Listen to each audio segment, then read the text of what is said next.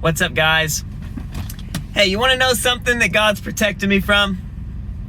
Because that's what I'm going to tell you. He has protected me from a victim mentality. He has protected me, similarly, from a entitlement, an entitled spirit. And the main ways that he's done this is through mops, aka Mo, aka mi madre.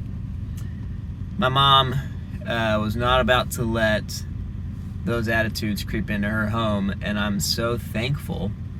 While I had to learn a little bit more intentionally, affection and mercy, things like that, I always grew up free from a victim mindset and free from an entitled mindset. So what does that mean practically? I've never struggled with the thoughts of God, why me? Why me? Or how could you let this happen? I've never been inclined to go there. That's never been a thought that tugged my heart very much. I also generally don't struggle with blaming other people for my circumstances. I don't. It's almost like it doesn't matter. Usually, I'm not going to say with perfect consistency, but usually I'm not so concerned with whose fault is it or why someone else should get me out of this situation, or even if they're the one, or whether they're the one that got me into the situation.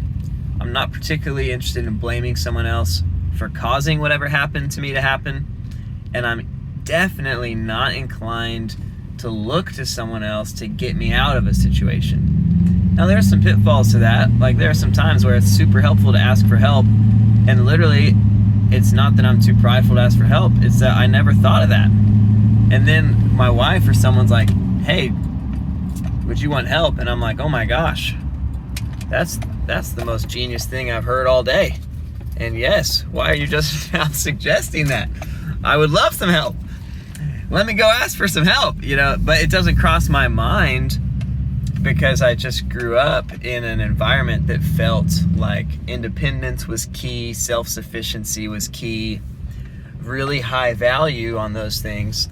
And, maybe to a fault to a little bit, but I'm so thankful for that resilience that just protected me from the slippery slope of entitlement, which I would describe entitlement as just believing that you deserve more than you actually do deserve and expecting other people to maintain those things for you.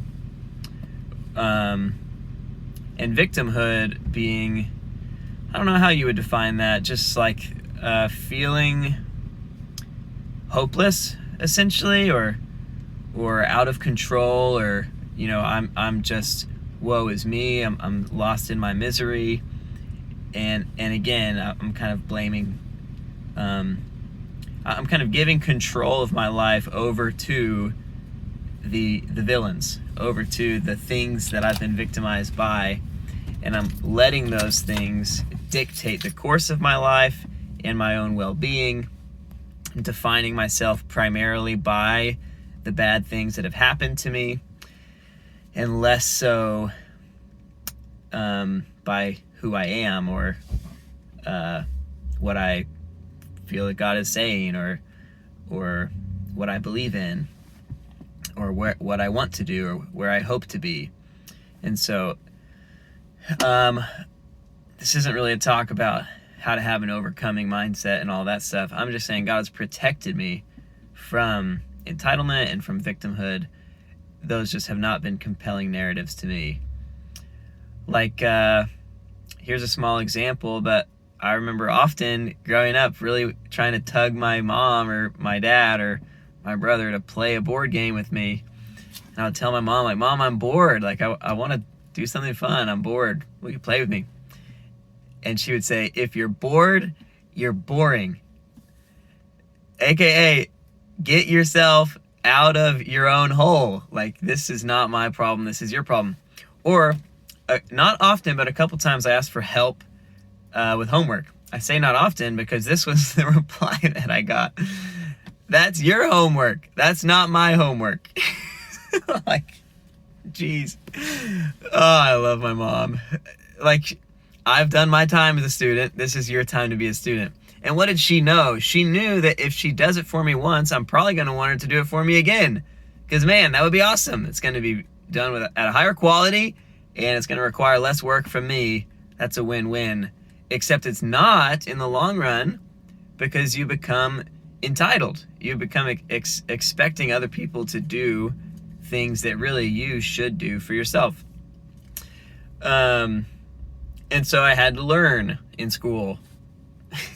Like, shocking stuff, you know. Jeez. Like, baby boomers, oh, I don't know how they have any empathy for our generation. They're like, y'all spoiled brats, you know. Which I grew up in, you know, spoiled in plenty of ways, but I'm just thankful that I wasn't coddled too much. I didn't get a ton of boohoo. I didn't get a ton of, you know, if I wanted to play the world's smallest violin, I had to play it for myself. There just wasn't going to be a lot of enabling or empowering or positive feedback for that type of behavior. I was not able to leverage that as it related to my childhood. And it stuck. It sunk in. It got to the core of my soul, and and not in a way that left me super bitter and, you know, super ultra hard, intense, you know, but just in a way that's willing to work and not blaming other people, not blaming God, feeling content. So I'm super thankful because, man, life is so stinking hard. So hard. Does anyone else feel like it's hard? And I'm just thankful that in the midst of all the difficult circumstances and how difficult life is, I don't get just so bitter about it or blaming about it, but I swallow the bitter pill. I taste it and I swallow it. And I let it digest. Flush it out. That's what I do with my bitter pills. So feel free to join me. And again, I'm just thankful to my mom and thankful to God using her to keep me from those pitfalls that ultimately would just immobilize me, disable me emotionally from being able to achieve or accomplish or be who I want to be. So thank you, Mom. I love you. Life is worship. God is love. Talk to y'all soon.